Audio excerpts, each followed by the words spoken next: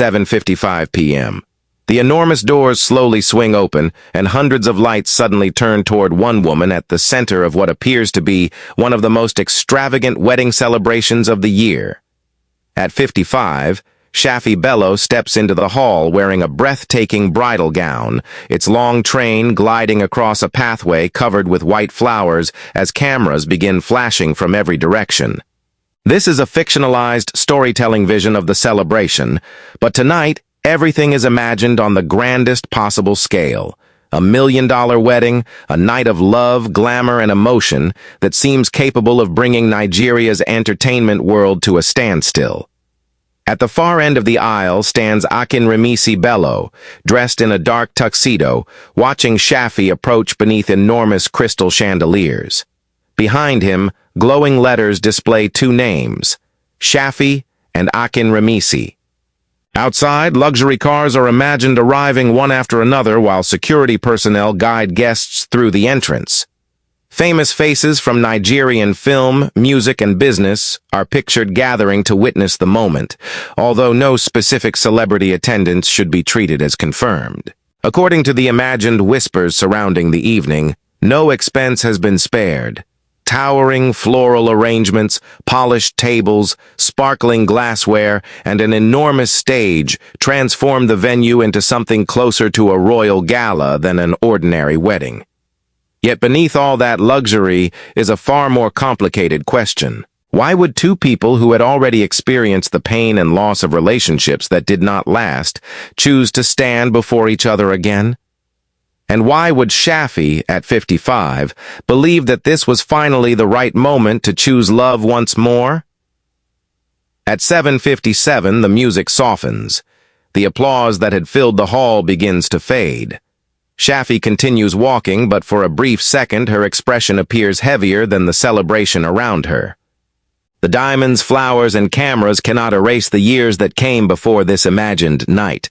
Every step seems to carry memories of disappointment, separation, and the difficult realization that love does not always survive simply because two people once promised that it would.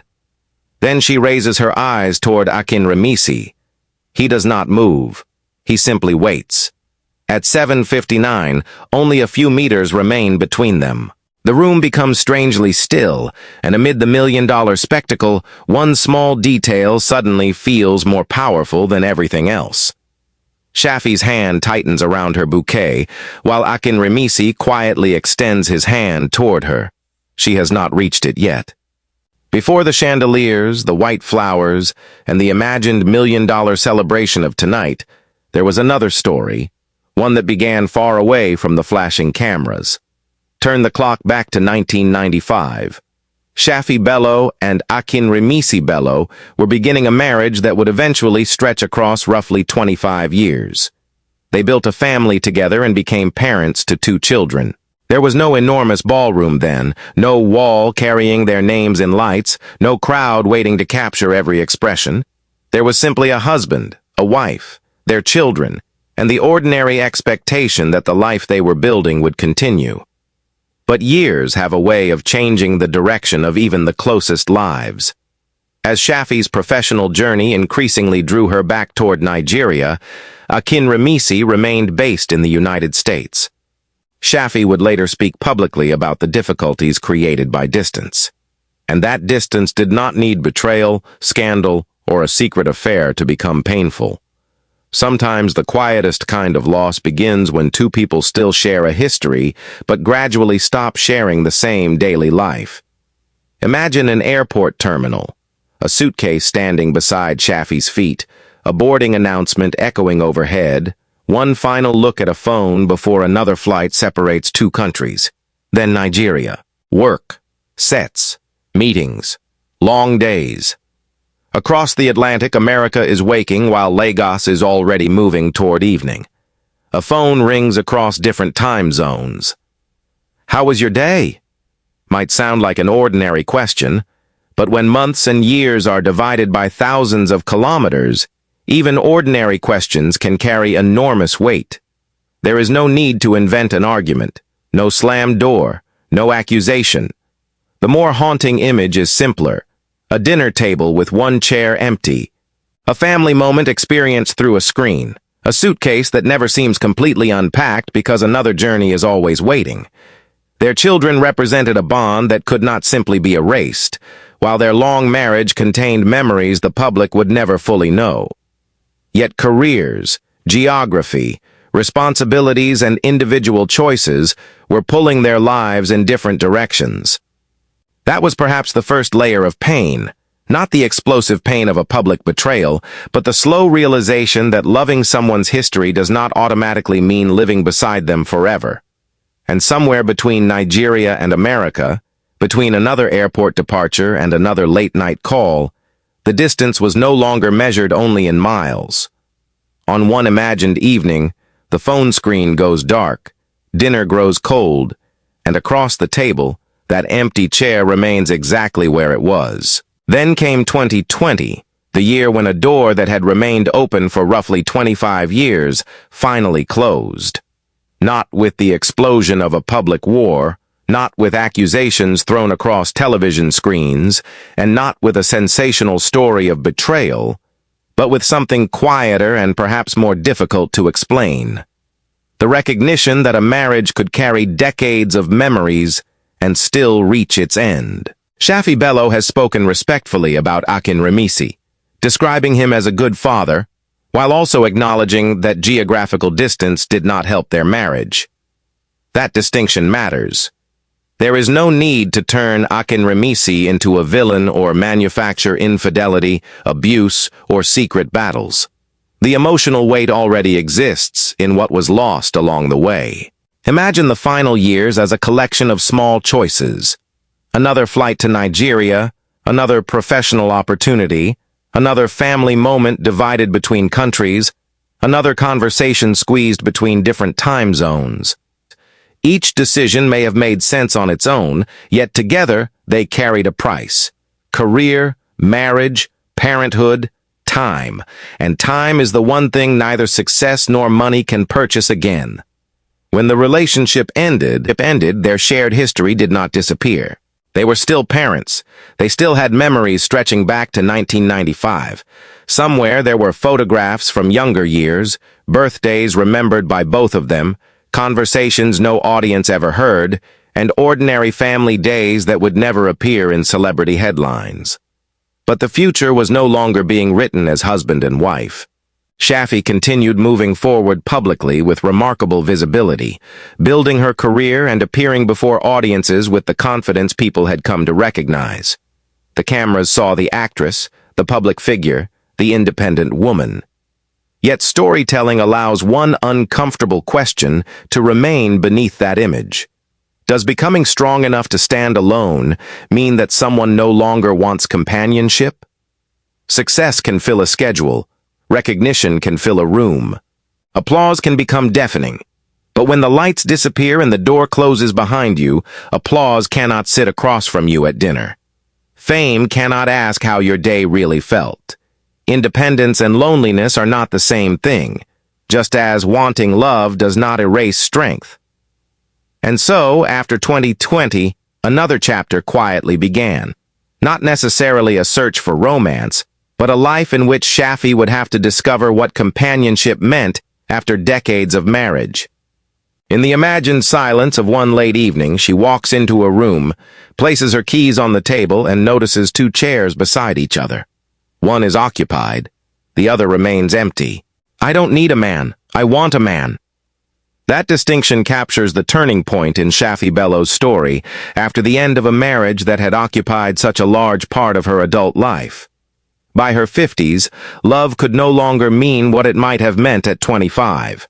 Shaffy had already built a career, raised children, lived across continents, experienced marriage and separation, and learned what independence actually costs. When speaking publicly about relationships later in life, she made it clear that what mattered now was not simply having someone beside her. Peace mattered. Comfort mattered. Compatibility mattered. She wanted a relationship in which two people could move forward together rather than become obstacles in each other's lives. And that changes everything. A younger version of love can sometimes be driven by excitement. The phone call you cannot stop waiting for. the dramatic reunion, the fear of losing someone. Mature love can sound almost quieter. Can I breathe around you? Can I remain myself beside you? Can we disagree without destroying the peace we have built? Can we grow in the same direction? Shaffy had already proved that she could survive alone. She did not need marriage as evidence of success, nor did she need a husband to create an identity the public would respect. But independence does not forbid desire. Strength does not eliminate tenderness. And wanting companionship after loss does not mean returning to the person you were before that loss.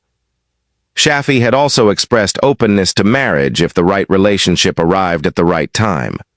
That possibility is important because it reveals a woman who had not allowed one ending to turn into a permanent rejection of love. Yet at this point, do not bring Akinrimisi back into the picture. Not yet. The more important transformation is happening inside Shaffy herself. The woman who once accepted that career, geography, and personal direction could carry a painful price now understood more clearly what she would require from the next person allowed into her private world. Not rescue, not status, not someone to complete her. A companion. Someone whose presence felt peaceful rather than demanding, whose direction could exist beside hers without forcing either person to disappear. And perhaps that is why the imagined $1 million wedding waiting later in this story feels so unexpected.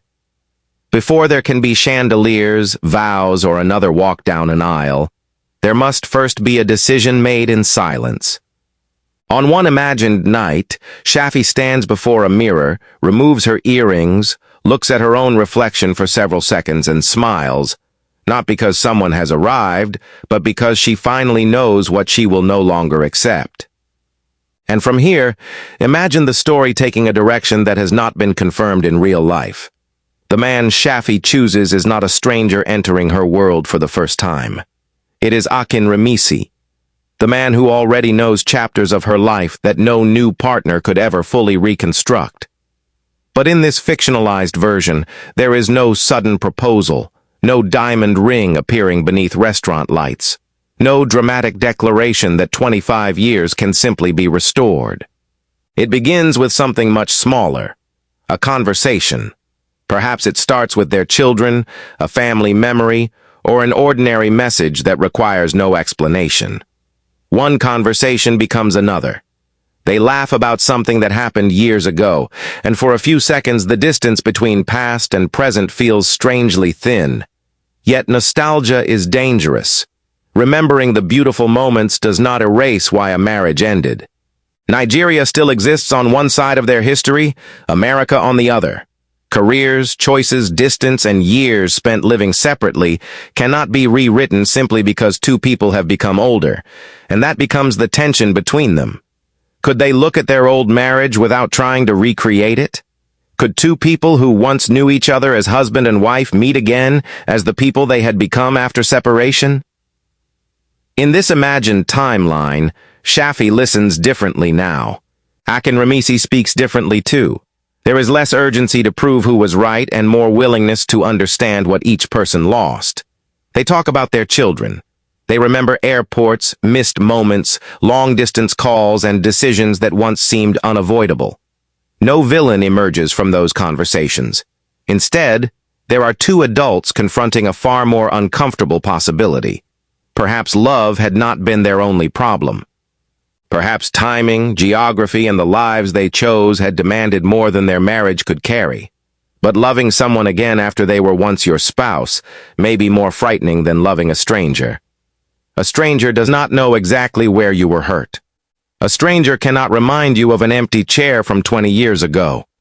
With Akinrimisi, Shaffy would already know what could go wrong. And he would know the same about her. That knowledge could become a warning or the foundation for something more mature. In this fictional scenario, there is still no wedding discussion. No promise, no ring. Only two people sitting opposite each other after years of living separate lives, realizing that the person across the table is simultaneously familiar and completely new.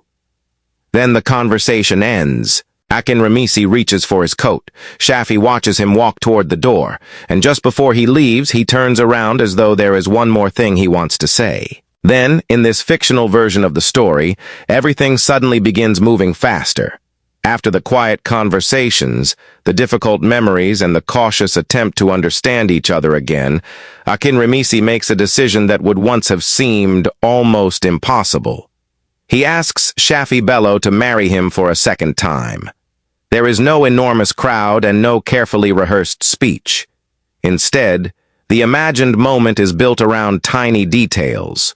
A small ring box rests between them. Shaffy's hand stops for several seconds before reaching toward it.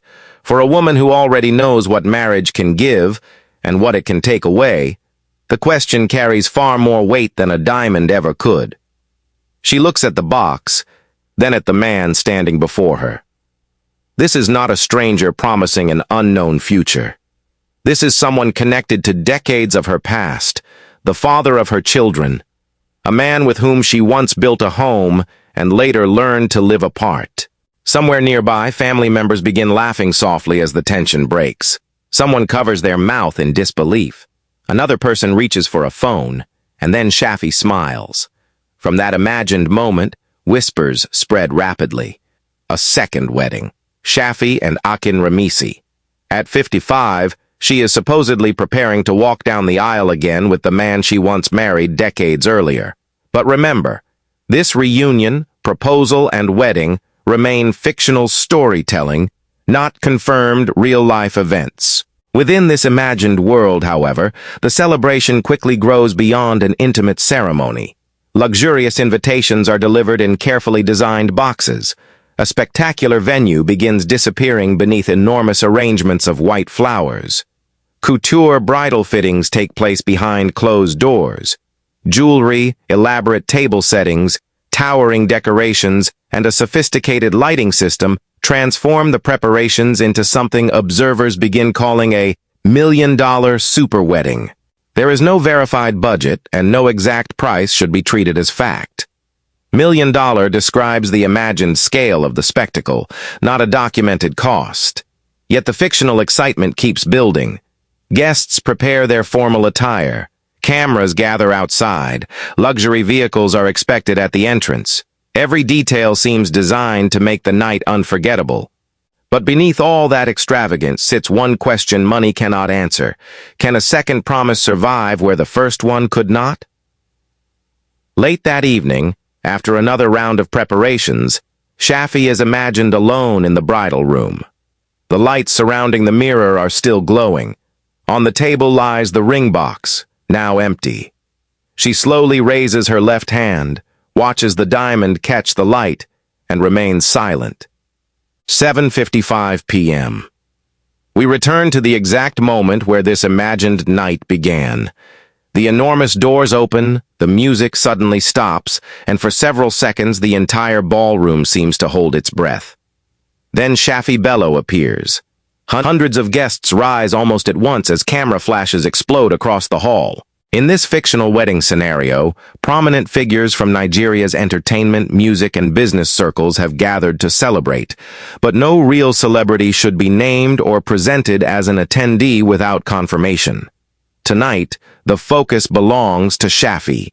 At 55, she is not walking down the aisle as a young woman waiting for a man to rescue her or give her life meaning. She enters as someone who has already lived through success, motherhood, marriage, separation, distance, and the consequences of choosing her own direction. Every step carries a history. The couture gown catches the light beneath enormous crystal chandeliers. White flowers stretch toward the stage, while the glowing words Shaffy and Akinrimisi dominate the far end of the ballroom. Outside, imagined luxury cars continue arriving. Inside, none of them matter anymore. At the end of the aisle stands Akinrimisi. He waits without moving. For a second, the scene seems to split into two different years. 1995, two people beginning a marriage without knowing what the next quarter century would demand from them. Tonight, in this fictional timeline, the same two names, the same shared history, but no longer the same two people. Nearly 3 decades of careers, children, airports, different countries, difficult choices, and separation now stand between those two images. Shaffy continues forward. 10 steps. 7. 5. The imagined music becomes quieter until almost nothing remains except the sound of her movement across the floor. Akinrimisi extends his hand. Shaffy looks directly at him, and suddenly the extravagance surrounding them feels almost irrelevant. The imported flowers cannot answer the question. The couture gown cannot answer it. Neither diamonds nor a so-called $1,000,000 celebration can guarantee what happens after the guests leave. If their love once could not defeat distance, could it survive time the second time around? 3 steps remain. Then 2. Shaffy pauses for the smallest fraction of a moment.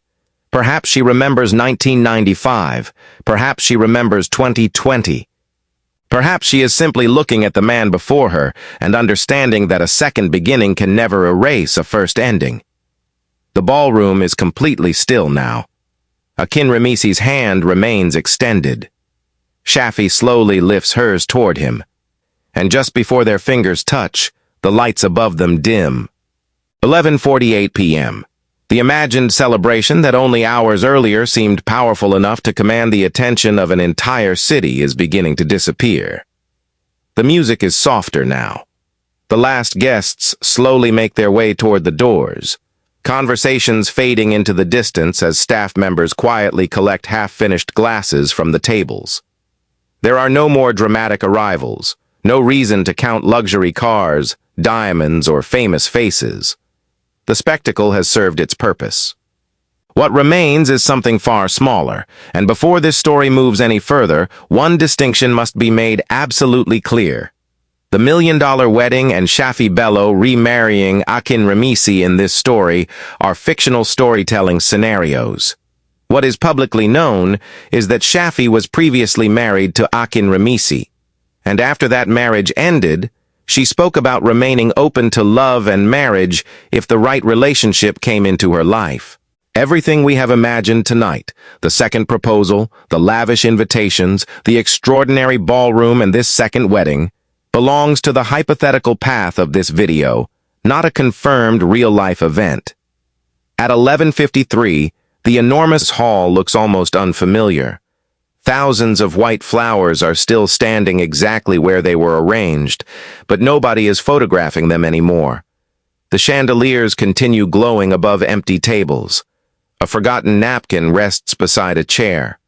Somewhere near the entrance, a member of staff pushes a cart slowly across the floor, and at the main table, 2 glasses of water sit beside each other.